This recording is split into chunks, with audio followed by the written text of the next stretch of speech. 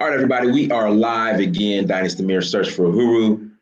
And as we do every Wednesday night, we're kind of late. We apologize. We are late tonight. We have brother Kala Thanos on with us. In fact, his movie, Kala's making a cameo in Avengers Endgame tomorrow night. So, guys, go check out Kala Thanos tomorrow night in Avengers Endgame. But tonight's topic is Liberian Pan-Africanism failed because of Tribalist Saboteurs. Now, we have covered this topic so much in regards to the misconception, that the Americo-Liberian enslaved the natives, the Americo-Liberians came with the white man's mindsets. Let's see here.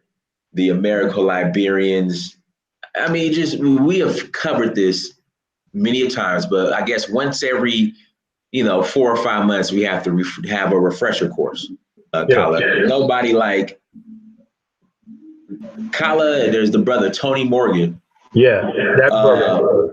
Yeah. We're echoing. We're echoing. So okay. I mean, you're. It sounds fine on my end. Yeah, I've heard echo. I know the audience is going to hear it in the recording, so we want to make sure these Negroes hear this and hear this very clearly. Yeah. But yeah, we got that. The experts, and when it comes to everything Liberia, Collagenist and Anthony Morgan, but we have brother Collagenist is on today. So again, once every 4 or 5 months, the anti-Americo, Liberian.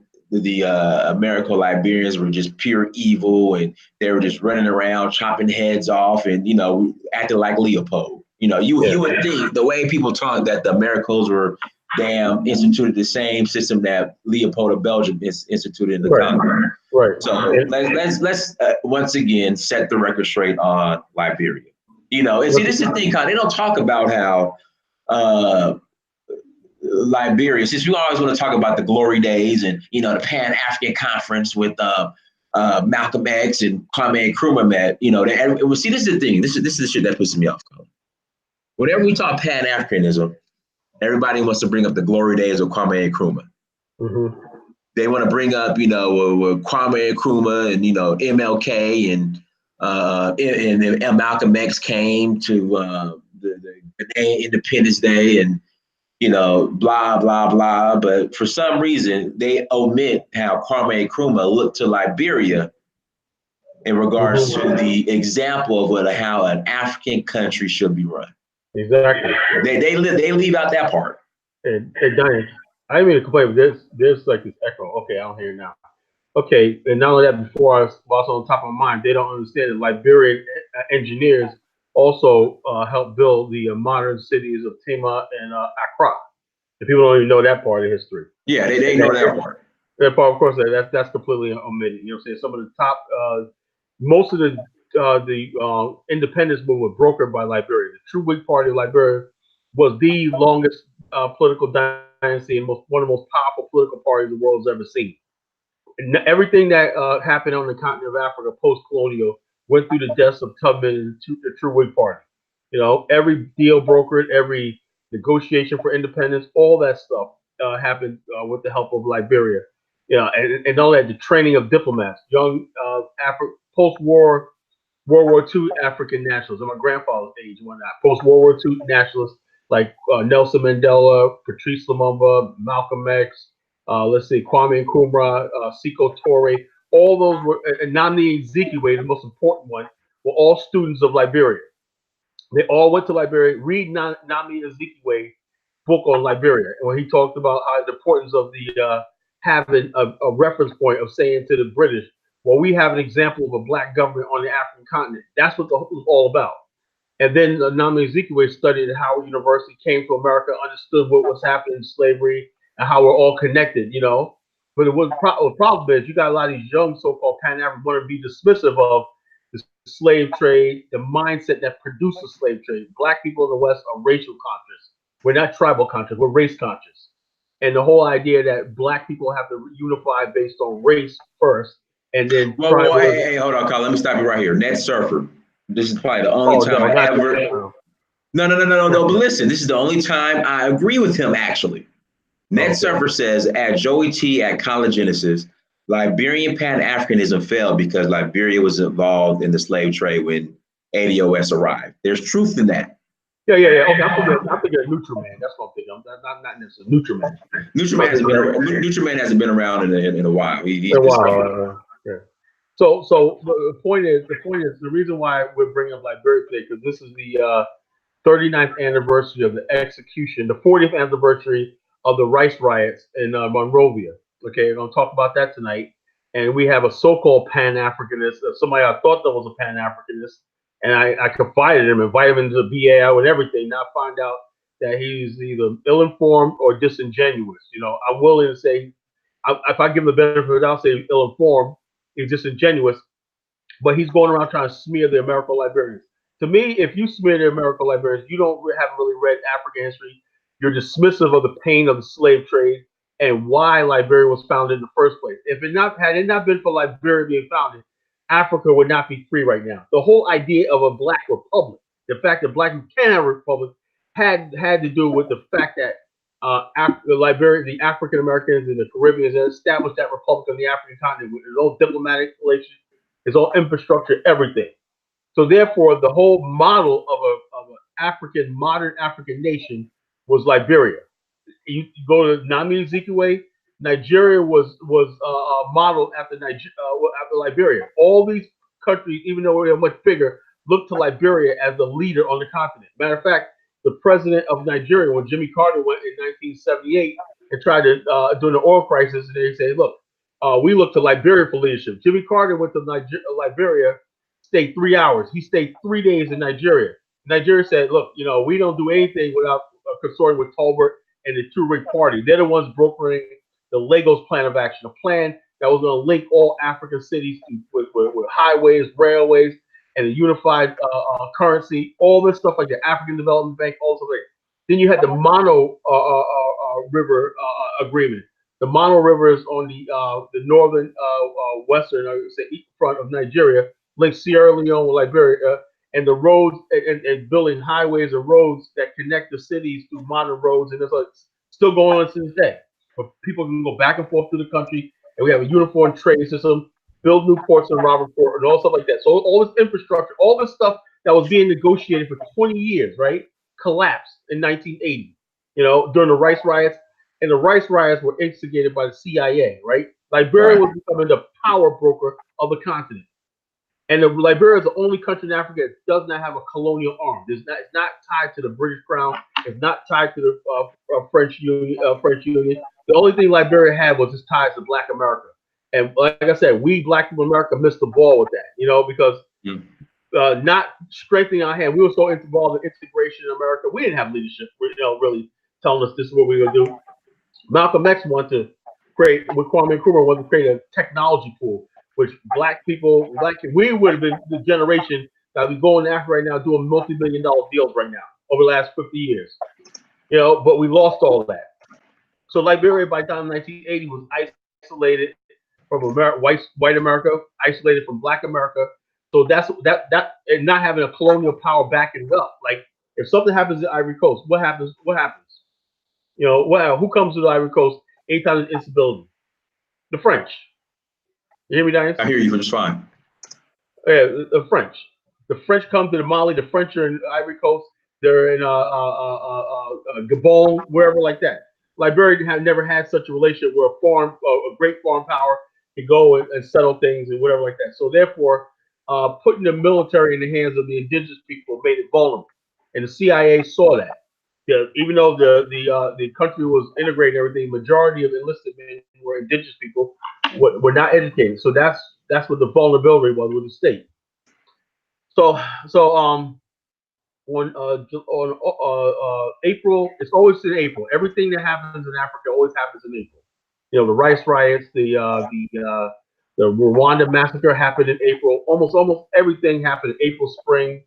In Libya, everything happens in April for some reason in Africa. That's the most dangerous month out of the year on the continent of Africa. Anything's going to pop off is going to usually pop off in April. So anyway, April 22nd, 1980, the establishment of the Americo-Liberian or True Party. I don't like using the term Americo-Liberian because the Americo-Librarians never called themselves that. That was the Western media came with that straw man label. You got to label. You got to create a straw man. Most people didn't call themselves American. They called themselves Liberians. You know, we're Liberians. The Western media came in and said, okay, you're Americo-Liberian, you're indigenous, right? And so the people are saying, no, we're all like, they were trying to be all Liberians. We're just trying to be one. Like the 70s, everybody had forgotten about the differences. Everybody said, we're all Liberians, let's build this country and everything. And Liberia took to the indigenous people to integrate them into the society rather than relying on black people coming from the West. So before that, it was all about we got to get black people coming from the West, you know, to populate us. And so instead of doing that, they invited like Africans from around, from Nigeria, from Guinea, from Ivory Coast, and everything. And all these people settled in Liberia. How did Liberia go from 200,000 people post World War II to almost 1 million, not even 20 years later? How? Because all those people coming in from other parts of Africa, flooding into Liberia. So if the country was so bad and oppressive, why did all these indigenous people come here? You know what I'm saying? Why were so many indigenous people sent overseas by the government to study abroad? But instead of learning to study science and engineering, they went in America and these foreign countries got involved in politics and they started plotting a way how to overthrow a government. Let me tell you, let you on a secret, folks. You know, I'll give it to you. You can overthrow a government. You know what I'm saying? You can overthrow a government. You can get out there celebrating. We overthrew this. That's not hard. You know, I give you that. Okay, you feel powerful now. You feel great now that you overthrew a government. You know, but the hard part is now that you overthrew that government right here, it's been almost 40 years and the country's still not back together yet. Liberia, every one of Liberia's counties at the time had pipe-borne water towers and pipe-borne water. No other country in Africa could have boasted that. Liberia had railways, passenger railways linking the interior to the coast. You know, Liberia had the largest investment in Black Africa at the time. At a time when Nigeria, the oil platforms and everything was done offshore in Nigeria, and it wasn't until like the late 80s where Port Harcourt and like Nigerian government began demanding that the oil companies open their offices onshore. Before they would just get the oil and do all that paperwork from the oil platform and hand the government, okay, this is what we did. They didn't bother saying that they were going to set up shop on Nigerian shore where Nigerians could get the benefit of taxation, money, and they're renting office space and all stuff like that. Liberia was the only country in Black Africa, ruled by Black Africa, that had a major investment. That was the Bong mines, opened in 1960. It was the largest investment in Black Africa, and I say Black Africa, I mean Black Africans. You know, the first the negotiate, and then also people will say the American Liberians oppressed the indigenous. Okay, do you know the most powerful families in Liberia were the Massaquois and the Fambos? These were from the Vai tribe. The Honorable Massaquoi, he was the one. He had so many German contacts that he was the one who brokered the deal for the Liberian government to bring the Bong mines, largest investment in a Black country, onto a thing. So so since the most educated group divides in the whole country, the most educated group of people in Liberia post World War II were the Vai tribe. You know, they had dominated Liberia's infrastructure, its educational system. They excelled everywhere. They went abroad to learn everything. So when they came back, as a matter of fact, had it not been for the Fernando Po incident, King Massaquoi. Hey, brother Kenny, can we go into detail about, because these are the I guess, whenever you have an anti-Americo Liberian that, you know, speak on how the Liberians were just running around like the Americos were running around Liberia like your boy Leopold. They bring up Firestone and they bring up Fernando Po. Can you go into detail about Fernando Po? Because from my understanding, what was going on Fernando Po was going on well before American Liberians even showed up. Before they even showed up. And not only that, it was extensive throughout Africa. It's called a contract labor system, okay? Now, the Fernando Po is an island. It's called Bioko now, off the coast of Equatorial Guinea. It's part of Equatorial Guinea right now, right? It was, and it has other islands called South Tome. Beautiful islands, all mostly empty. If we had a real African-American investor, we could take those islands and turn them into a paradise. They're beautiful islands, you know? and they still got Spanish forts and castles there and stuff like that, but it's mostly abandoned. It's like Cape Verde. Okay, so anyway, down in the Gulf of Guinea, these islands on there that the Spanish took that had trade there, and the British took over in 1831. That the Spanish this guy Fernando abandoned the islands, and the British took over. So the Crew tribe. Let's talk about the Crew tribe. Now, if you understand the Liberia, the west coast of Africa, you got to understand who the Crew tribe were. Let's talk about who the Crew tribe, right? And of all the tribes in Africa, they're the most aligned with the white system. Okay, the Crew tribe are seafaring people. They dominate the seas. They dominate the seas. They go many miles out to the fish, to trade, everything like that. They were known as seafaring people. Also, they were the first people that Europeans usually had contact with to get knowledge of the interior. Many of the crew for hundreds of years spoke European languages. Okay, they knew how to communicate with the Portuguese, the French, the English, particularly the English, the Spanish, whatever. Because their information was so valuable, there was a decree or the agreement among European powers that you would never take a Crew tribe as slaves. In other words, basically, if a person has the Crew tribal marking, no matter where he is, if he ends up in Brazil, you got to take him back and bring him back across seas, right? So in other words, basically, Crews were the only tribes on the coast that were basically completely invulnerable to the slave trade. Okay, so therefore, that relationship of trust that they built with the Crew tribe, the Europeans were able to gain valuable information. They would know which tribes to raid, whatever. Like for example, in Sierra Leone, there were some tribes that did rice, right? In the South Carolina, the white man needed rice growers, right? So the Crew tribe would tell them, inform about what tribes are good at this, what tribes are good at that. This is the best place to get this. And many of the crew worked on European ships, trading ships and slave ships. Okay, so this relationship of trust was there during the heart of the slave trade. Then in the 19th century, in the waning years of the slave trade, as more African Americans and descendants of slaves began returning to the continent, right? And they took over Sierra Leone, right? First, they took over Sierra Leone, and there was a group called the Creoles there. There was descendants of no one ever talks about the Creoles. The Creoles were descendants of Nova Scotians and African Americans in New England who settled in England and settled in Sierra Leone. Right. Paul Kaufman. No one ever talks about them. Everyone talks about Liberia. The only reason why everyone talks about them, and they were actually more because Liberia was an independent country. Sierra Leone was part of Britain. Right. British East Indies Company. So no one ever attacked them. Why? Because they were basically still part of Britain. Liberia was always attacked and defamed in international media because it was an independent republic. You keep attacking something from the outside and everything, eventually it's going to collapse. If the interior, that's what's so good about having a nation state and a republic, right? If you keep this old African saying, if you take care of the enemy within, the enemy without can't do anything with you. Well, imagine having a country where you're trying to deal with the outside world, trying to colonize you, and you got the inside world trying to make contact with the outside world, trying to undermine you, right? Mm. Now the thing is, some people will say, "Well, the American Liberians just gave up and went back to America. Give up everything they built and went back to America." Right. When is that anywhere in history of anybody ever built anything and they're going to hand it over to somebody else?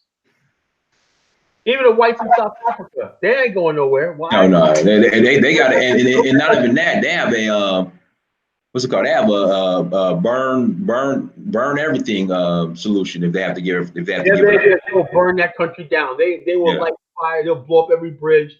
They'll blow up every building. They'll derail every railroad track. They will cripple the country so you can't think. That's what the French did when they left Guinea. When they burned, they destroyed everything. That's what the Portuguese did when they left Angola and Mozambique. They blew up bridges, they blew up mines, they blew up everything. We're not going to have it. You can't have it. So imagine what will happen if the the whites in South Africa had to leave. They'll burn everything in their wake. Okay? The American Liberians said, no, we're never going to leave because we're all one race. So we can make it run. We can make a go of it. the indigenous Liberians, like, these people have to go. Why? Because they're too different from us. The American Liberians saying we're the same, we're black, we're the same race.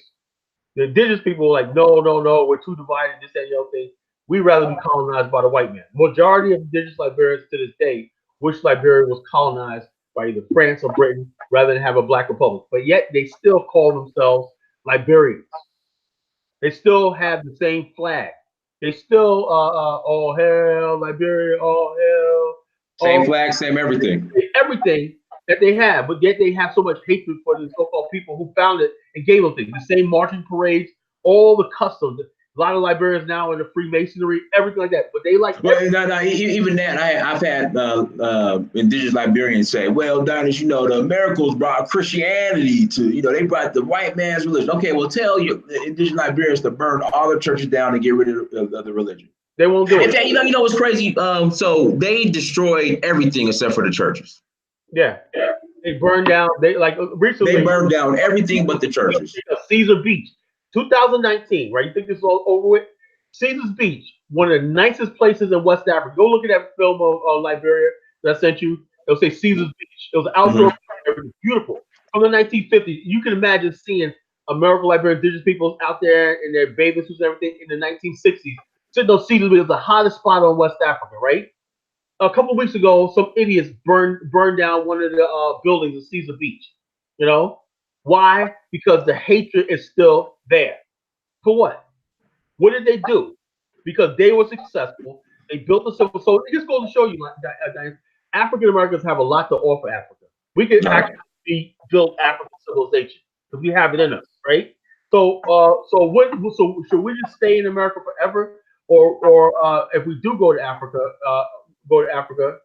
hold up. This guy said something. I want to see what he said. Okay, he said, okay, if you say so. I guess he gave up. Okay. Dante Ford said, such and such, you went up against College Genesis and got your ass smashed. Hey, yo, dude, if you read this thread on my college, I'm suspended on Facebook right now, so I can't reply back. People are trying to report me. I got a 30-day suspension on Facebook and everything like that. It is what it is. The bottom line is, when it comes to Liberia, and you want to debate me, bring your best. You better go read some books. You better know your history. You know what I'm saying? Because I know this shit. Don't come to me with your meme. I read a few memes and a couple, and they always copy and paste the same Wikipedia thing. You know what I'm saying? Liberia was followed by American Liberians, blah, blah, blah, blah. I'm like, dude, that's on Wikipedia. That's not real history. You got to go take a trip to the library. If you got a library card, look on books on Liberia. I can give you 7 different books you can get. And you know the history. Once you know the history, then you come and debate me. But once you see, then I know what I'm talking about. Then you say, well, Colin, why do we believe it? Because you want to believe that. You want to believe the American Liberians or African Americans with Thanos. You know what I'm saying? Those all-powerful being guys that had the power to oppress these poor indigenous Liberians, and they were so helpless and everything because we had our American culture. You're basically saying American culture is superior, and you're admitting that you're almost saying the African American culture is superior, that we could dominate them like that with ease. Instead of looking at it more realistically, maybe the truth about Liberian culture and the way it turned out wasn't what we thought it was. There's no way a small, tiny group of people that's not tied to Western capital as South Africa was. Liberia was not tied to the Wall Street banks and everything. That's the one thing good about Liberia. It never got itself in debt with Rothschild banks and stuff like that. So when the white people came there in the 1960s, they're like, wow, this is a really free country. This is a really free country. We're not tied to the corporations, the Wall Street banks, anything like that. And so they were jealous. The whites who visited Liberia were jealous. They were simply jealous of the black people because they had success. Europe was in ruins. Europe was in ruins. You had the Marshall Plan. You had all these things, the Eastern Bloc and everything. You still had compensation, stuff like that.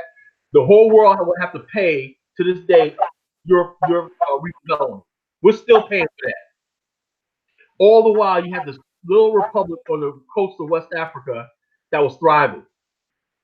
that was on the eve of industrialization. All it needed was a surge of population for black from the West. You had all the black people that during World War II, after World War II, working in Detroit. Black people went to Detroit, industrial workers. Liberia needed those black workers to help build itself. If we didn't, if not all of us, what would a difference would have made if like 10% of black post-war people went to Liberia with their skills, or went to Africa in general with their skills? That would have made a difference. Mm-hmm. That would have made a difference. But like I said, there's an ongoing conspiracy to keep black people in the West and black people from Africa from linking up, and they always using Liberia as an excuse. Excuse me. These stupid. I'm trying to look at chat room. Stupid commercials. They always using Liberia as a scapegoat to blame. Say, oh look, every time like a brother Bamani was talking about building Garvey Town, right? Mm-hmm. Now anybody knows Bamani is far from no American Liberian or any of the sort. He calls everybody Negro peas, right? Why were there people in the chat room talking about I feel a Liberia coming on? Yeah, exactly. Why was I feel a Liberia coming on? Oh, these guys are going to oppress. So in other words, the black man in America, in Africa, goes to Africa from America. If he builds a plot of land, right? It says, okay, this is my homestead right here. Oh, wow. Are you trying to be separated from us? But this is the thing, Colin. The reason why, part of the reason why, and I don't want to put words in Bomani's mouth, why a Garvey Town is needed in Ghana is because it's been so hard for Black Americans to integrate into, Ghanaian society. Yeah. But the thing is, we're not supposed to say anything about that. You can't get even any society. Now, I'm proud of what you're doing. Hopefully, you can make a difference in Yoruba land, but that's not going to affect anybody else living in Lagos or living in Igbo land or Northern and everything like that. What you can do, what you be given to be a help. You know what I'm saying? And be a help. But that's not. I've seen it because I know, like Brother RJ Mahdi, he's doing good in Senegal. That's I know another sister who's in Mali who's doing fine. I know people here and there who have been able to, I guess, integrate into a certain African society, myself included, who have been able to integrate into Yoruba society. I just got to learn the language and been fully accepted. It's just, I don't know what's going on in Ghana. I think it's just, the issue is, and that's why, Brother Bamani building it in the location where he's at, is I just think the issue is everyone runs to Accra, which is a metropolitan city, and it's going to be hard to integrate into a metropolitan city when you really, I'm trying to think of the right word to use. Like I said, you can't make an impact in a place like Accra unless you're just bringing huge industry. It's better off to go to the outskirts, even Kumasi. I think Black Americans could make a bigger impact in places like Ghana if they were focused more on the rural areas outside of Accra. That's me personally. I know a lot of people get upset. I know I'm gonna get a lot of the, well, Dennis, you ain't never lived in Africa, you just go visit. Okay, whatever. I'm just telling you, you'll make a bigger impact on an African society wherever you go if you stay out of the major cities and go more to the rural areas. Yeah, and also another thing is, sorry, it's echo. I'm fine on my end. Okay. I'll tell you another thing is, if you have look at Liberia's history, right? The Liberian, I hate that term, American Liberia. They built small communities, right? They were mostly, the coastline was empty, right? So they built small, self-contained communities there, where they had their own town hall, their town square, and stuff like that. And they did it on Liberia proper, right? And they will always live adjacent to large numbers of villages, right? And there was trade back and forth between the village and the small townships. So if you look at most Liberians, if I studied in history, right, they had the best of both worlds. They had like a culture of African American culture, like going to the rural South, right? It's like going to the rural South, right, and taking a left turn, and you're in Africa. You see villages right here. Then you see a farm mixed together in the same geographical area, so they weren't segregated. It's just that when you lived in the settlements, right, the settlements where settlers lived, right, you're under settler law, right? There's taxation, there's property tax, there's all stuff like that. When you lived in a village, right, the village elders handled crime and punishment. But when you venture into the settler society, this is another thing that, of course, attention, right? The indigenous people, when they went to Monrovia, Buchanan, and all these places, they found themselves with freedom. In other words, somebody can't be. In other words, you're in the village, right? You would have this thing called a pawn system, right? Where the village elder would have complete say so over the body and mind of all the youth and everything. He told you to go build this, go build this, go build that, right?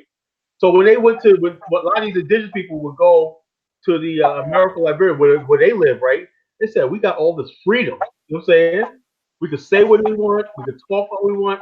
We could walk down the street and everything. And so therefore, the village people, the chiefs and everything said, these settlers are a threat to our way of life because the youth are becoming more rebellious with this idea of liberty and freedom and stuff like that, you know? And also the only thing you had to do to be part of American Liberian society wasn't being born in America. It was just adopting their ways, habits, and everything like that. And most Liberians chose to do that.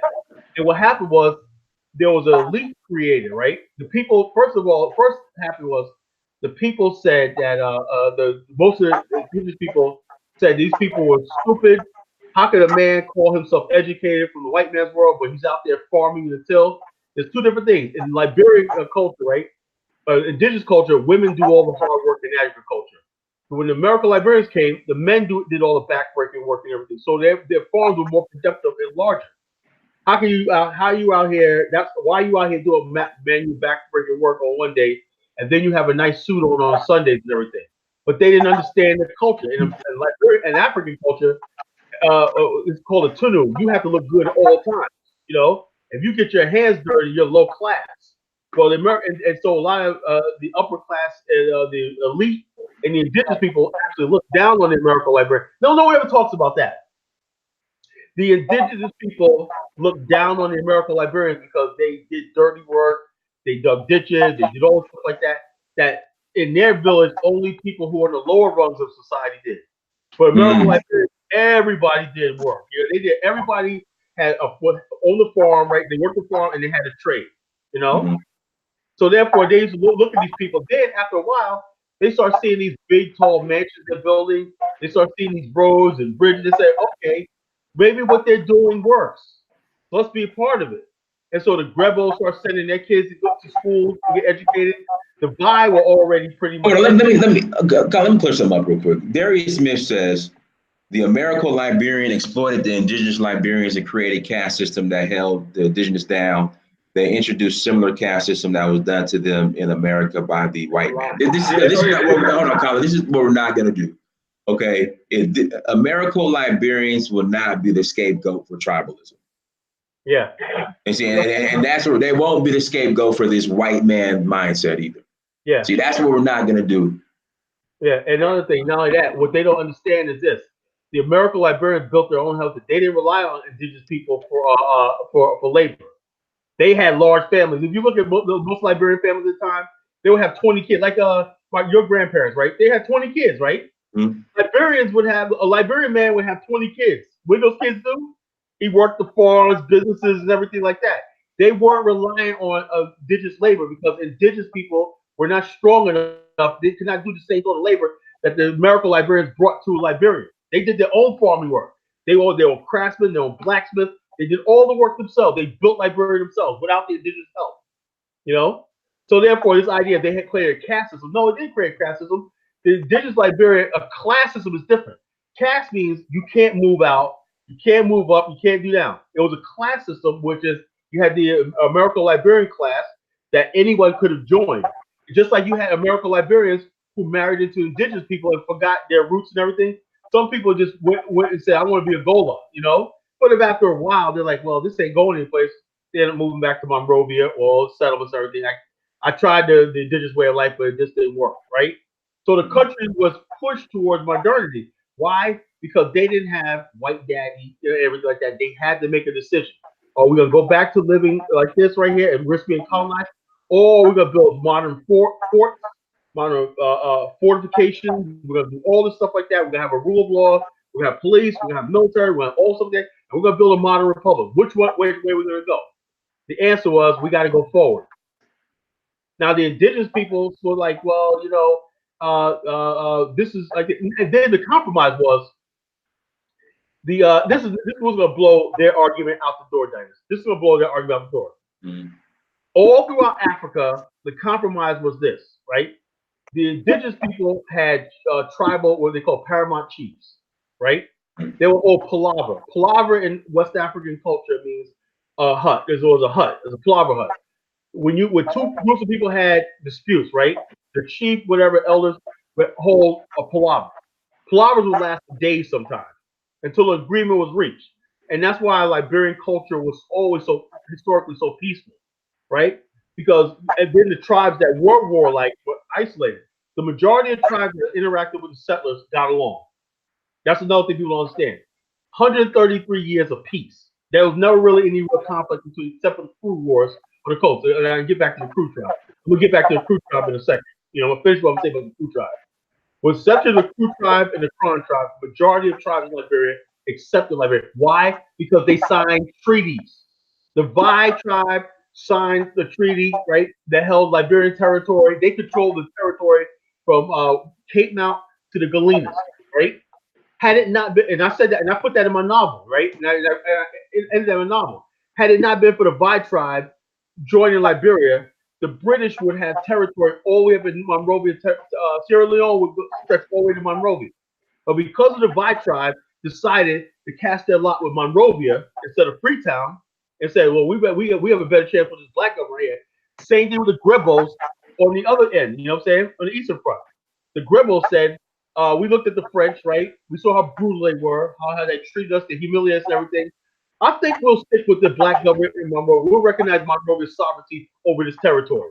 Now, I want anybody to explain to me how can this country be so repressive when the two main groups, the Grebels and the Vibes on both sides, decided to join Monrovia? Can anybody answer that?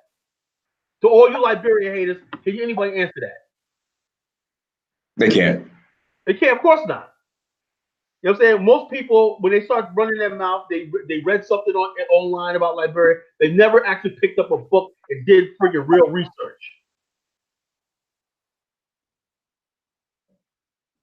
And that's the problem with black people in general. There's a lot of so-called Pan-Africanists and everybody that talk about nonsense. You cannot be a tribalist and be a Pan-Africanist at the same time. Repeat that again. Hey, Colin, repeat that again. In fact, that's a whole. In fact, Colin, that's a whole separate show. Yeah, I gotta write that down. I gotta write that down. We gotta do that next time. Pan-Africanism, and your tribalism comes out. It reveals itself. Yeah. You know, there's people hold this hatred, and I'm gonna tell you right now. Let me say something right now, right? And people don't like when I say this, and I say this right here. I've been warning a lot of my African brothers. They need to stop with this tribalist stuff and stop with this Americo-Liberian bashing. It all ties to African American. They never bash Jamaicans. It's always about African Americans. It's always about, like I said, you are going to see a backlash. I warned that like 5 years ago. You're going to see a backlash. You know what I'm saying? And I'm like this. I pray this whole ADOS shit dies down. We're not, because the next stage is violence. No, Colin,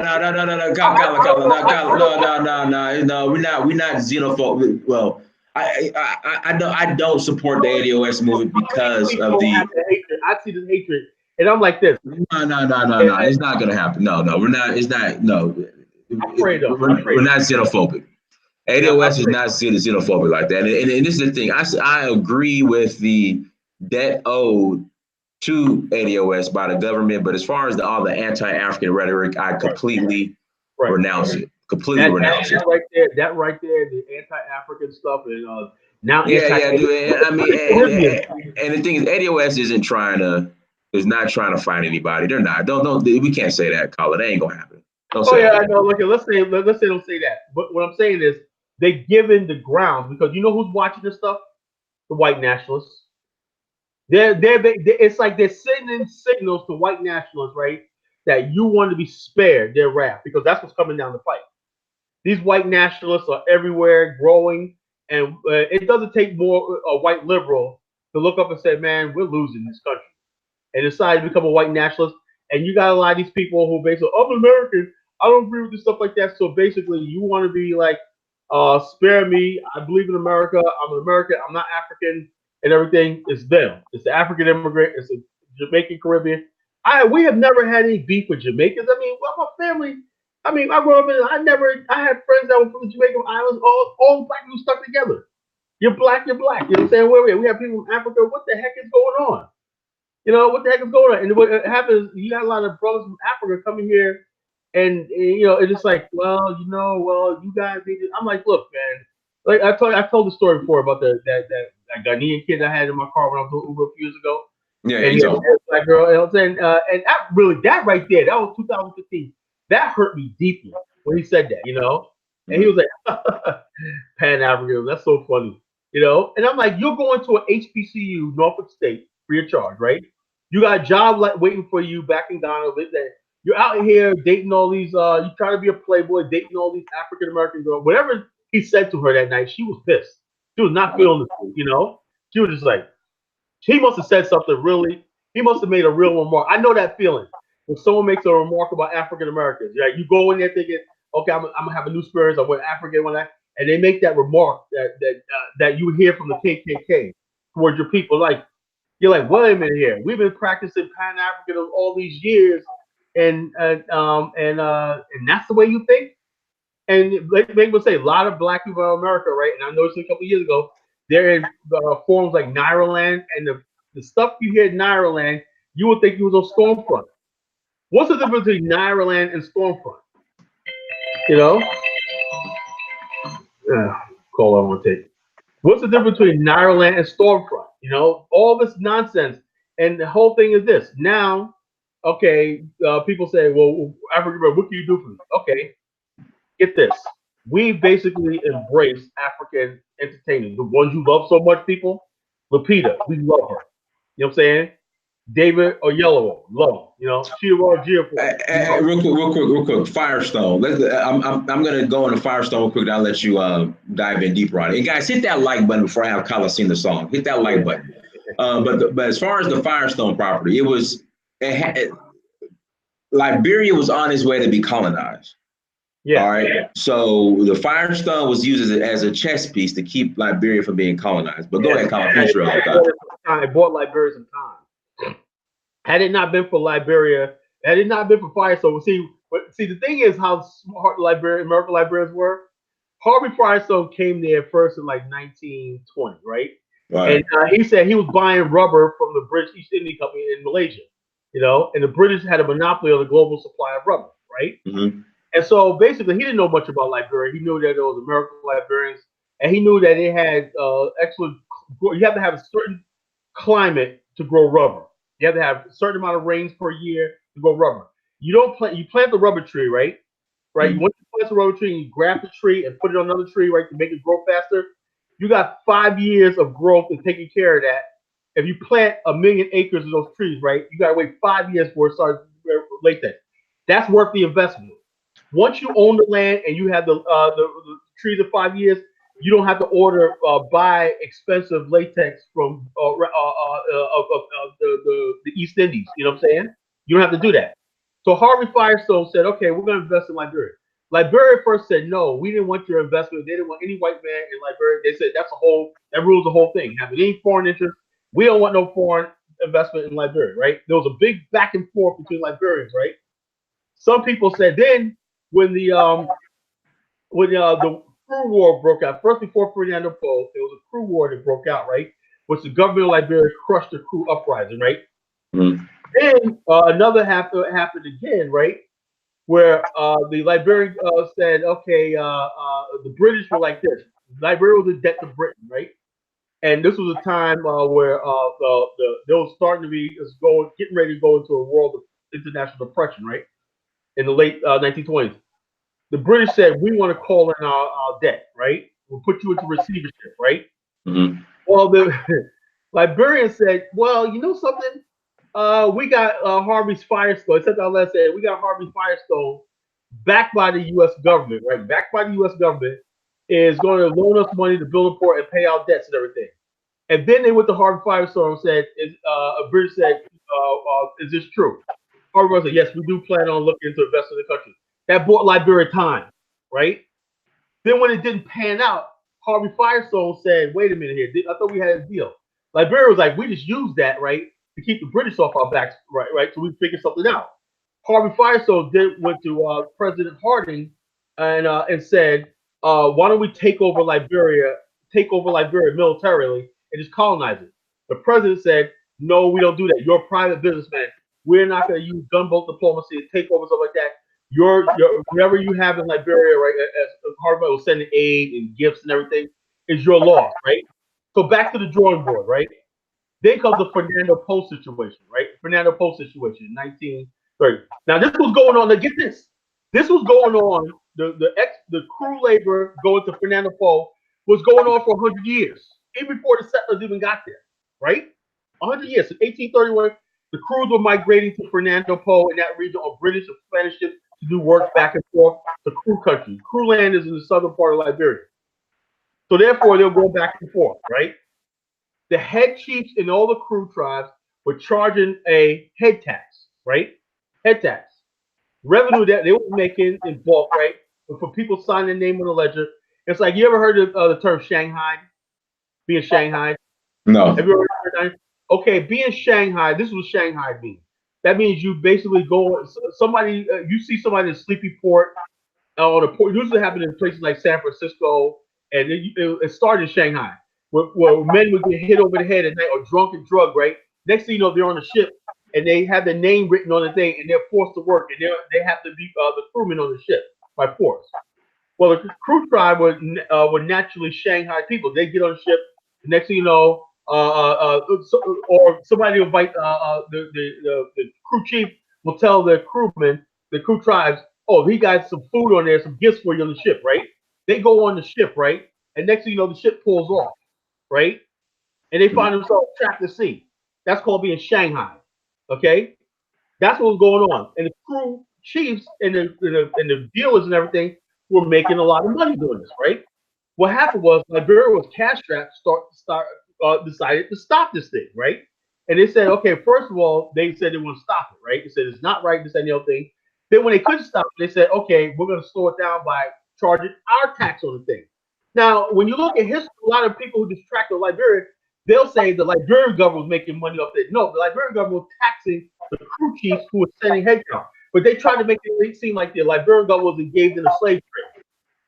But you can understand this by reading what really happened. When you read in depth what really happened, you understand that nonsense about the Liberian government sending slaves to the Fernando Po for money and stuff like that, right? So what happened was, okay, there's this guy named Christie that came there to Liberia, and him with this guy named Charles Spurgeon Johnson, who I believe was a race trader of Fisk University, right? Light-skinned dude, you know what I'm saying, friend of W.E.B. Du Bois. They said they wanted to investigate slavery in Liberia, right? And this is headlines all around the world by this lady called Baroness Simon. Her and her husband thought Liberia would be a nice place to colonize, and they could administer it and everything. It was a beautiful country. They had it all laid out. They were going to redo Liberia's beaches, rename it after the British, this, that, the other thing. They were going to rename Liberia, take it over, and everything like that. It almost happened because before, a couple of years before that, when the first Barclays were in power, right? They didn't understand the danger for the British because they were from Barbados, right? Then there's a lot of American Liberians said you can't touch the British. And what happened was British almost came in and colonized Liberia. So they learned their mistake, right? They now here the British 20 years later is back again, right? Saying, putting out headlines around the world. Liberia needs to be colonized now. They're going to black on black slavery. All the stuff like that was going throughout the world, ruining Liberian thing. We didn't have a master at the time, right? But even W.E.B. Du Bois said, no, I went over Liberia. I didn't see any of that like that. That's not the case. It doesn't need to be colonized. Its sovereignty needs to be a reserve. So they had the Christie report coming, right? The League of Nations sent the Christie in for the Christie report. The thing about the Christie report was this, right? They never went beyond Monrovia, right? They interviewed like 300 indigenous Liberians, right?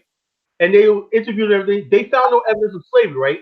But what happened was, right? There was President Barclay. C.B. King had resigned. Barclay had took over, and Barclay didn't play with the indigenous people, right? He predated Tubman. He was president right before Tubman. The Christian report, the indigenous people in Crew country believed that the white man from America was here to take the American Liberians back to America, and that they're part. So they were led to believe that the American Liberian regime was over. So they hoisted the Union Jack flag, right, with the help of the Crew tribe in Sierra Leone, working to try to sabotage the Creole in Freetown. They're working together. The Crew tribe was working. The educated Crew tribe was working together with the people and the chiefs in Crew country in Liberia to overthrow both these regimes and put the whole area under British rule. You know, that was the Crew tribe. That's the absolute truth. So basically, what happened was they said that although labor was harsh in Liberia, we found no evidence of slavery, right? So what the Crew tribe was still going on telling their people, you don't have to pay taxes, you don't have to do nothing. We're gonna open up the court and everything, whoever like that. So and then the Crew tribe declared independence, right? Guess what? Barclay sent the army into Crew country, right, and arrested like 54 chiefs, right, and tried and hung them, you know, and tried and hung them, you know, and hung them, right? That was the end of the Crew war, and a lot of Crew still are bitter about that to this day. But then when they tried to redact it, say, okay, it was too late. The message to expunge their death sentences got too late, and 54 Crew chiefs were executed. You know, modern Liberia was born after that, right? After that, all the indigenous people said, yo, look, this can happen to any of us. This can happen to any of us. We better cooperate with this government. You know what I'm saying? Even the British are not powerless to overthrow these people. Whatever power they have and everything. They thought their power came from America. Actually, it's power just having to know how to run master science of running a republic. So therefore, the older tribe said, look, let's just try this education thing. Let's try going into the army. Let's stop really. You can't beat them joining. You know? And modern Liberia, after they also Firestone came in and built the Farmington hydro plant, right? Monrovia got electricity, they got a radio station, they got its first automobiles, first paved roads, first sewer system, all that stuff in Monrovia. More investments came in post World War II. The Bonnie mines opened up, and all these other things opened up. The infrastructure of the coastline cities in Liberia was just as modern as any in the world. Okay. And then, like I said, post World War II, Liberia was booming. What's the name? Mount Kedru. Low concentrated iron ore was discovered in Mount Kedru in Capelli country. Real quick, shout out to Naya for the super chat. Major Payne says Africans and other blacks started this disrespect first, and we let it slide. But now, ADOS stand up for ourselves, and we are the problem. I agree with that in a way. I agree with that in a way. Right. I'm just saying the anti-African rhetoric, because I mean, again, we can't stereotype everyone. Right. That's the issue, and what ADOS is trying to do is stereotype everyone. The same way we don't like to be stereotyped. This is the problem with hashtag movements, right? Mm-hmm. I heard a lot of ADOS who have legitimate concerns, right? They want to be proud. They're tired of apologizing for being African American. They're tired of being ashamed of slavery. I understand that, right? But you got trolls on there, and I know they're not all black. Death to the Africans. We identified one the other day. Definitely. It's not white supremacist trolling. It's black people trolling. So well, check this out. What is the damn Copper Nation? Tell me what the hell is the Copper Nation? My Copper Nation people. What the hell is that? Is that supposed to be African American? They're not really Copper Nation. That's the dumbest thing I've heard. Where's this? I know it's Copper Nation. I'm not no African. I'm the copper colored people from Turtle Island. Hey, Minister Daoud. Turtle Island. Brother Minister Daoud is in the house. You know what I'm saying? All praise to Allah, to the brother Minister Daoud. He said to But seriously, brother Minister Daoud is a brother. I mean, I can't thank him enough for all the work he does and everything like that. Well, I don't know with him and all. I don't know Copper Nation. I'm part of the Copper Nation. Yeah, the Copper Nation. Yeah, the Copper Nation. You know, Copper Nation. Crazy.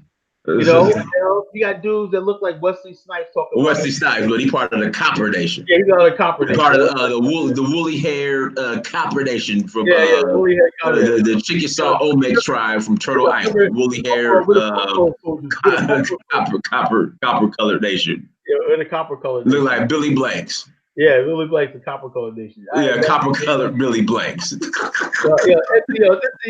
like I said, man.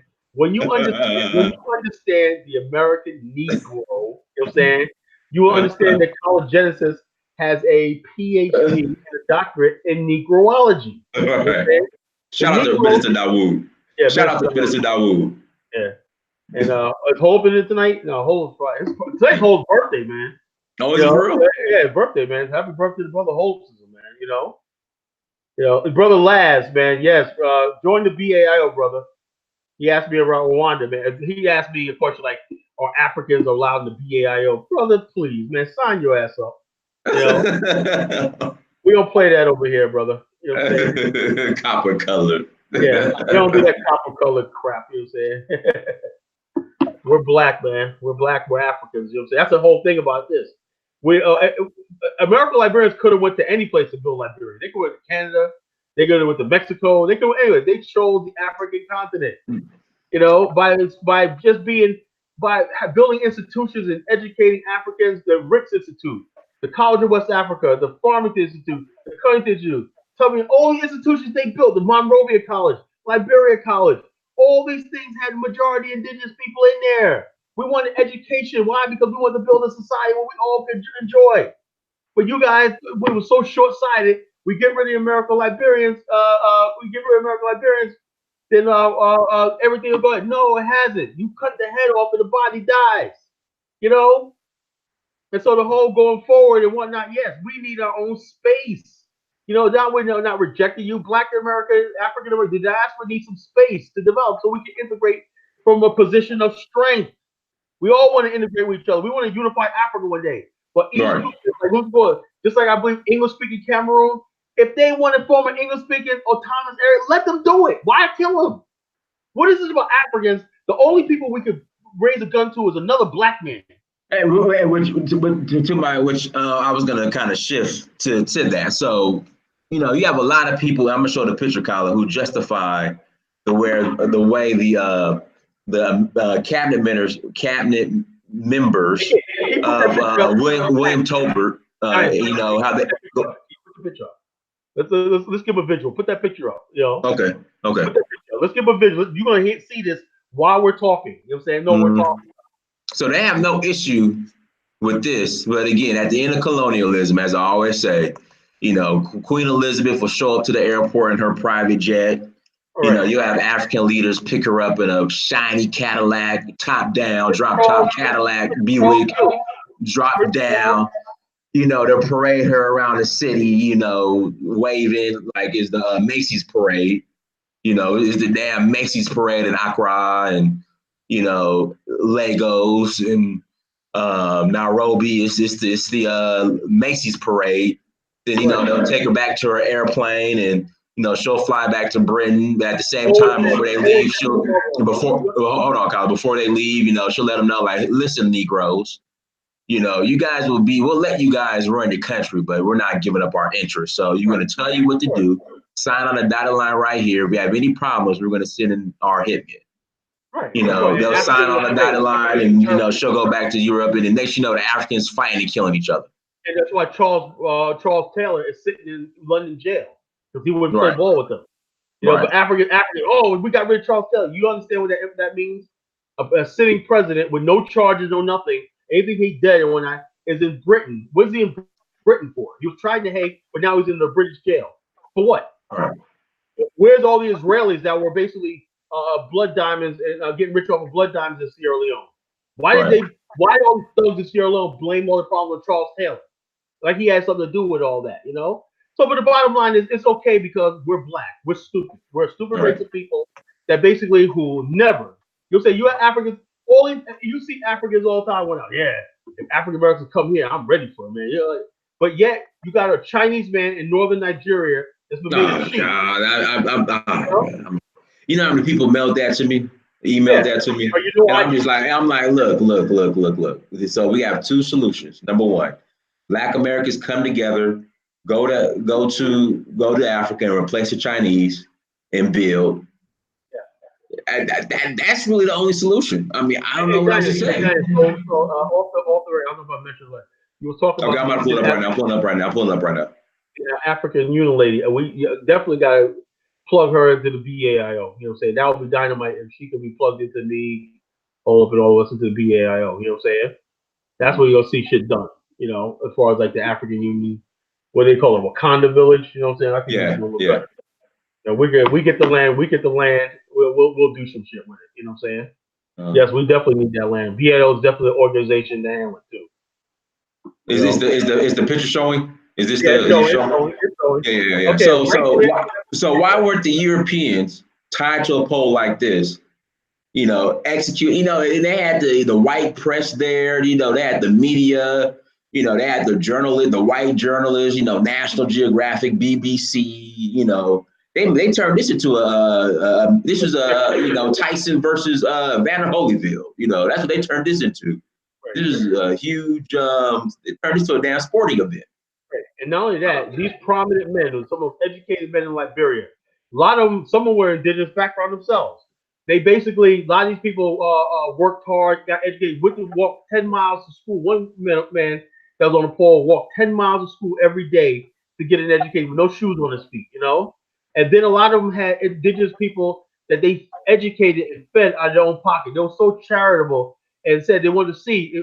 William Tolbert called the indigenous children his precious jewels because he had such promise for them.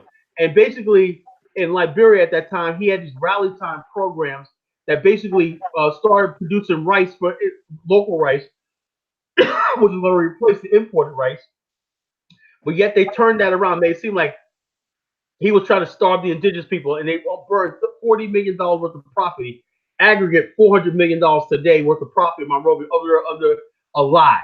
You know, a year later, the government was overthrown, and these men.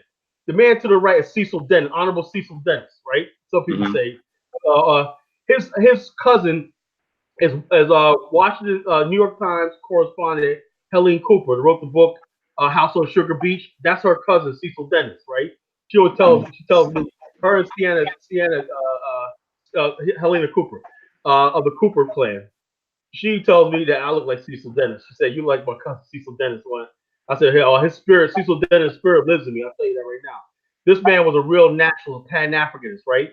He basically almost got into a fist fight with President Ford's Undersecretary of State. You know, what was the problem? The U.S. government was flying air jets into Liberia unauthorized, right, on training missions to fight the war in Angola and the Congo. And Liberia said, no, you're not going to use our country as a staging ground for that. So what happened was the United States would fly jets over the Monrovia capital to intimidate the Liberian government. Now, does it sound like Liberia was this American friend and all this kind of nonsense? No. The slickest thing they had was they made it seem like the American Liberians was an entity controlled by the United States. Just the opposite. The American Liberians said, William Tolbert said, the United States and the West will never have a base of operations on the African continent as long as we're here in Liberia. They'll never. So in other words, they were working against the racist and the slave master interests in Africa, but they did it in a slick way. So therefore, this idea, Cecil Dennis, when he went there and said, went to Jimmy Carter and said, also a new relationship, we're going to open up relations. He opened up relations between Liberia and Cuba, Libya, and Russia, right? He said the Russo-Sino and Cumano relationship. So he invited all these diplomats to Monrovia and said, 1980 was the last year that Liberia owed any debt, right? After 1980, Liberia had no more debts. It had a surplus cash, everything like that. They could basically have investors, everything like that. They didn't need the United States anymore after 1980. This coup was basically to put Liberia back in the arms of the United States by putting Samuel Doe up there, and they giving Samuel Doe $500 million, right, to militarize the country, and the country went to hell. Now, when they executed these men, they marched them out there naked. Then first of all, they were going to march them out buck naked. But then so the outcry said, no, let them have at least pants on. They have at least a little bit of dignity. So they gave them some old jeans to put on. They were going to march about that naked in front of the whole world and execute them. Right. So don't tell me about so-called indigenous people. You know what I'm saying? Yeah. So did I cover enough about the Fernando Poe? Everybody understand? Yeah, we covered that. We covered Firestone because every time, you know, anti-America rebel browser comes around, oh, what about Fernando Poe? What about Firestone? Because they're ignorant, you know what I'm saying? Had it not been for Firestone, it was a strategic play, right? They said to save the Republic, they did that with Firestone. And then, right, when Firestone was making money and stuff like that, a lot of Liberian individuals got rich and everything, and they employed a huge swath of the population in the Firestone rubber. Firestone has whole little cities inside of Firestone states, you know, whole little cities with infrastructure, you know. Firestone had hospitals, clinics, you know what I'm saying, playgrounds, schools, colleges, it was like its own city inside Liberia. Under the supervision of the government. Everything that, any syllabus that was taught in the schools and everything had to have the approval of the Ministry of Education. Liberia was a tight country. Another thing Liberia had that was unique, that Tolbert got rid of, he shouldn't have. Tubman had this thing called the PRO, Public Relations Officers, right? These are agents of the Liberian government that took that like, let's say they will keep tabs on everybody. What you said in the press, what you said, particularly foreigners, you know? They will keep tabs on foreigners. One, I think he was a person, I think it was black, I'm not sure. He made a remark about the Liberian government. Tubman arrested him and said, look, you're not going to go to reach jail when you prove what you're saying is true. The guy retracted his remark. And any white person that was living in Liberia, they were careful. Why? Because Tubman had the PRO spies every place. They were spying on everybody. And that's what kept white people that were living there at the time and staying there, NGOs and U.S. personnel, in check. Liberia was quick to declare diplomats persona non grata. You say the wrong thing, you're out. You know? Tolbert, when he got into power, he sort of loosened that up. He got rid of the PRO. So people had this freedom and boldness to go around saying what they want to say and stuff like that, and it spiraled out of control. And I believe had Tubman still been alive, that coup would have never happened. You believe me, Dennis? That coup would have never happened. Mm-hmm. You know, and everybody like, oh, and to this day, this is how Liberian, the mindset of Liberian is. There's a Tubman birthday. There's not even a monument to Tolbert. There's Tubman this everywhere. He was at that big, Tubman. You know, Tubman was like Donald Trump. You know, he was like the Donald Trump of Liberia, and that's what Liberians love. They have a Tubman holiday. Tubman was always considered the father of modern Liberia. Joseph Jacob Roger was the father of Liberia. Tubman was the father of modern Liberia, right? And the indigenous Liberians still to this day, they have Tubman parades and everything. Young men always want to be like Tubman, right? Because his flashy style, is that his powerful, when he spoke in front of the international community, Tubman was one of the most powerful men in the world. You know what I'm saying? So, like I said, he always captured the imagination of what Liberia is and what Liberia could be. A great country. Just that they thought that they could have a indigenous version of Tubman, and it hasn't materialized yet. You know. So how long have you been on, guys? Shoot, a little over an hour. So what we'll do, we'll go ahead and close out, brother. Okay. We said what we had to say about Liberia. I think we. I mean, you want to address it? You got about 10 more. I would say about 10. Let me ramble for a couple more minutes, okay? All right, now let me say something about ADOS. Look, I have no problem with people identifying right now. I knew this day was going to come, right? Okay, people like, okay, I mean, after there's so many rejections and setbacks in history and everything, you say, look, I'm just African American, ADOS. Okay, but you do not have a right to bash Africa. You have no right to bash Caribbeans, and you have no right to distance yourself from your racial heritage. Because why? Let me tell you about the Jews, right? Why are the Jews so successful and black people aren't? Because they got things tangible. They have the B'nai B'rith. Mm-hmm. They have the Jewish Defense Organization. You ever heard of JDO? They had the Jewish Defense League and a breakaway of the JDO. I remember I was telling the ministers this the other day. I remember back in the 90s, 94, I used to attend a mosque in Norfolk, Virginia, Nation of Islam mosque in Norfolk, Virginia, right?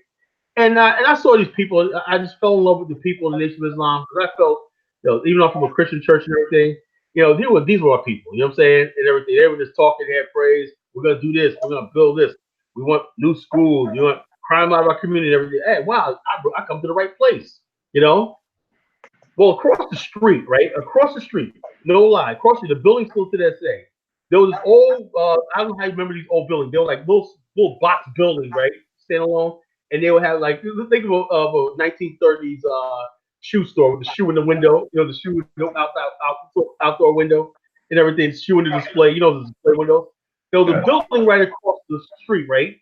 And there was these three Jewish guys. You know, I knew they were JDO taking pictures of whoever was coming in and out of the Nation of Islam mosque. They would sit there all the time when Farrakhan said Jews and this, that, whatever else back in you probably don't remember this, back in '94 when Farrakhan was going through this thing with the Jews and everything. And the Jews were not to hang out with a lot of Nation of Islam people and whatnot. And you have these Jewish guys from the JDO and the Jewish Defense League and the B'nai B'rith following people all around. They follow Black Nationalist group. They were out there, and you see them. You can see them through the window, right? You can see the camera. Hey, real quick. You know, I'm supposed to help. I'm supposed to do another show, but there's somebody in the chat room. They said they keep vouching for him, saying that he's a real Liberian and he wants to come on. But I just, who is it? Masonic Entertainment. I never heard of him, but is he indigenous? But it's just the thing is, I have a show, Instagram Live with somebody. I just. Oh, we can do it next. We can do it another time. Have him email me, and I'll check him out first. Okay. Email Colin. I'll put Colin's email address. I have another show coming up, man. Like 30 minutes. Just everybody's vouching for him, so I kind of. If you want to do 5 minutes, let's go. No, there ain't gonna be no 5 minutes. Come on, Colin. It's you. There ain't gonna be no 5 minute Liberian debate. It's just we can do it tomorrow night. You know? But go ahead and finish what you were saying, Colin. No, what I was saying was so therefore the Jews are organized. The kosher laws, the Jews follow. There's no government who can ban Jews to buy kosher and everything like that. There's nothing holding Black America accountable to anything. The only thing we really building is the BAIO. If we can get the BAIO like our own religion, our own cult, our own culture and everything, and everybody follow the guidelines of land infrastructure nature. Our end game is of Afghanistan, a nation state, Wakanda, if you want to call it, whatever, end game nation state, and being the sixth region and the infrastructure between Africa and America, we're on our way. You know what I'm saying? Then we got something tangible. We got something achievable. But you have to want and desire that. You know what I'm saying? You have to want land in Africa. You have to want to see infrastructure in Africa. You have to want investments in Africa. Don't a lot of Black people want to make money? Don't you want a better life? Is all you want to do is sit on YouTube complaining about how bad it is? Don't you want to visit the country? Don't you want to travel? Don't you want to have something to pass on? Or are you a misery merchant? I think sometimes Black people just love misery. You know, when you give them a solution, they're like, I can't do that. Then what do we got to complain about? Mama Mulata, you know what I'm saying? You know, Black people ain't got no money. But hold on. Black folks ain't got no money. Black folks ain't got see, I do the research. I do the data. See, Black folks ain't got no money. Black folks ain't got no money. I do the research. See, y'all super chat me. See, y'all super chat me. I can just tell y'all that Black folks ain't got no money. Yeah, also you tell her, well, there's Black men, people out with receipts. You say you make $50,000. Oh, she's complaining about $50,000 a year. The one guy said, well, I make $50,000 a year, but you ain't make no that's a lot of money. You ain't make no $50,000 a year. You ain't got no money. You say, how can you do that when so Black people are broke and struggling and starving and whatnot. And they here eating the ramen noodles like me, like Mama Mulata, or not eating my ramen noodles and whatnot, you know? Yeah.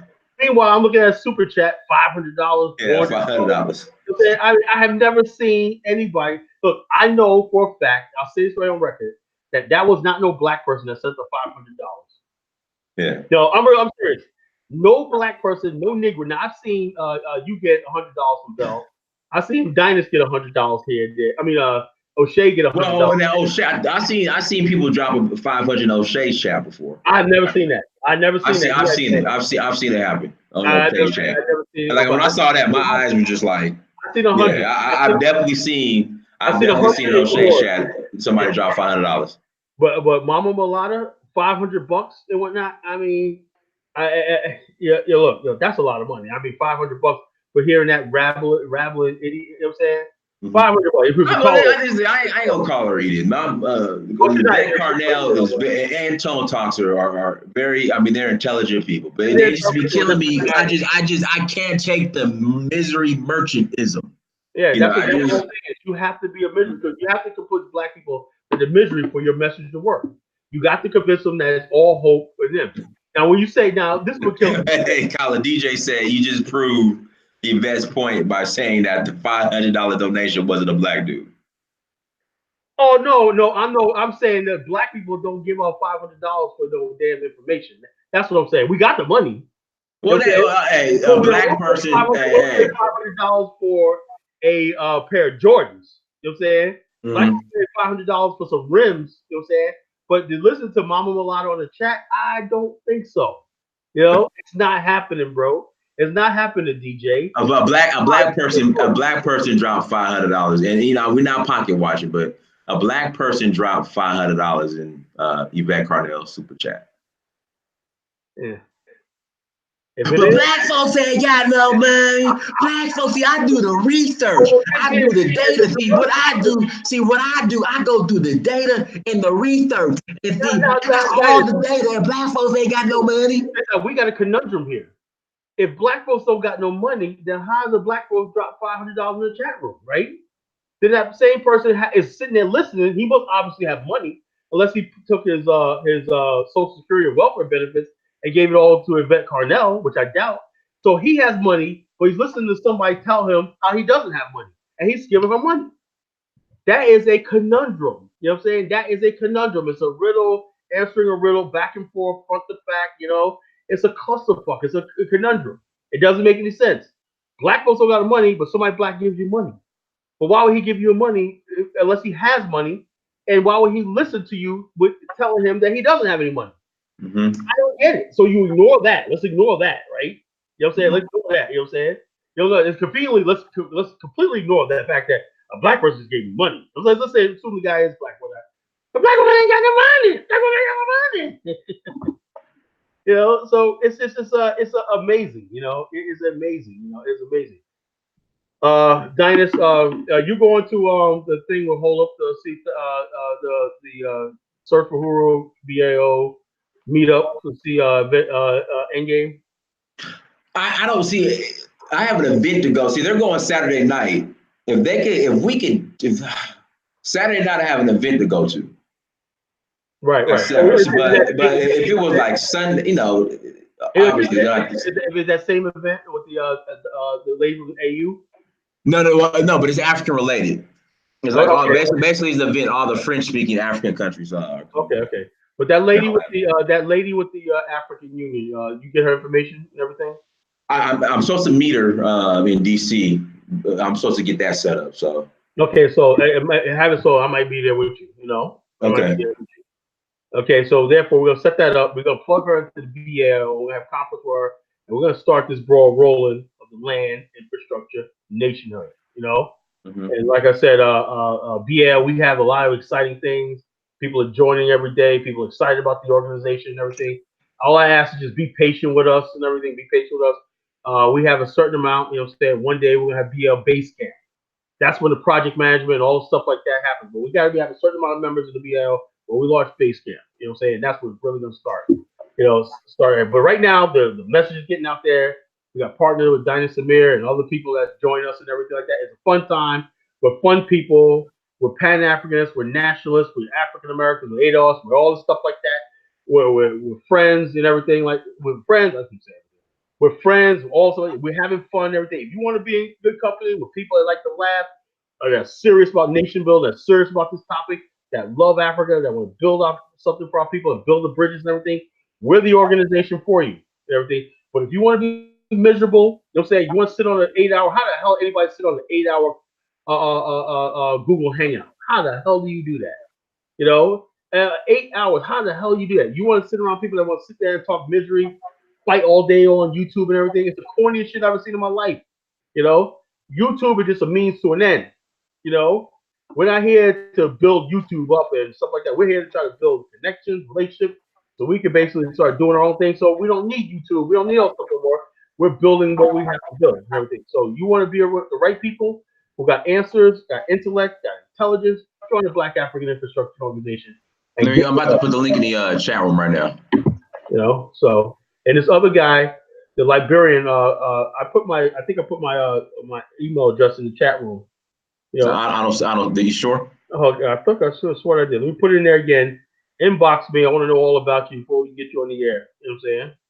Nation.collar5@gmail.com. All right, nation.collar5@gmail.com. You know what I'm saying? So that's my email address. Please, if you want brother from Liberia, you want to inbox me. I'll call you tonight and everything. We just set it up and everything. I want to know all about you, this, that, and the other thing. If you're one of these rabbinist, tribalists, where like that, yeah. I mean, I'll debate you still, but I just want to know where you're coming from. You know, tonight's not a good time. Not a good topic since we did so much groundwork tonight. I think I'm fair, and also I'm gonna also talk about the mistakes the American Liberians made and the wrong they did. But everybody knows like, but they exaggerate. I had to defend them, right? Because if you don't defend the American Liberians, you cannot be serious about building anything in Africa because they always come up. You know, so you have to get that right. You know, you have to get that right. You know, so Kyle speaks without data points. Everything I said come from books. I'm gonna give you the 4 books that you should read. Before you don't think I Colin, put your I don't think you put your email in the chat. Colin. I don't think you put it in the chat. I just put it in there under my name, but I don't think it did link it under college. Oh, yeah, it's not coming up. I don't know why. So somehow my link. I'll put it in there. I'll put it in there. Okay, the links don't come up on the chat room. Every time I put them on the why? Maybe I'll put it in there. Go ahead, so we can close out. Go ahead. So the whole thing is if there's 4 or 5 books on Liberia that you should write down. You know, one is called "This Our Bitter Canaan" about Liberia. This Our Bitter Canaan. This Our Dark Country. Okay. Liberia. This is the best one right here. Liberia, America's Africa Friend. Written in 1953 by R.L. Anderson. Okay. See, I know the authors and the titles and everything. I read this book right here. I had an idea, but this book confirmed firsthand everything that I thought was going on between the British trying to destroy Liberia, the French, and the global media propaganda. This book right here tells the whole truth. There's other author called Frederick Starr. He was a white British person. He was a Liberian enthusiast. You know, he was a friend of the Liberians. He understood what they were trying to do and stuff like that.